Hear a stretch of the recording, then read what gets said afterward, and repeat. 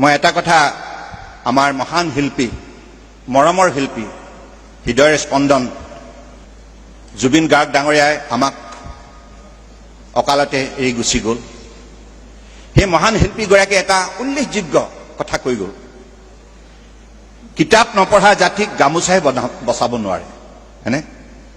ইমান সুন্দৰ এই কথাষাৰিয়ে আগন্তুক দিনত মই ভাবোঁ বহুত ক্ৰিয়া কৰিব, ইতিবাচক ইয়াৰ শক্তিশালী প্ৰভাৱ আমাৰ সমাজ জীৱনত নিশ্চিতভাৱে বিস্তাৰ কৰিব। কাৰণ কিতাপ পঢ়িব লাগিব। আজি জুবিন গাৰ্গেও তেখেতৰ জীৱনকালত বহুত অধ্যয়ন কৰিছিল আৰু বহু মই ইণ্টাৰভিউ চাইছোঁ। সেই ইণ্টাৰভিউবিলাকত অত্যন্ত তত্ত্বগধুৰ তেখেতে সেই ইণ্টাৰভিউবিলাকত বক্তব্য ৰাখিছিল, বিভিন্ন প্ৰশ্নৰ সঠিক প্ৰত্যুত্তৰ দিছিল।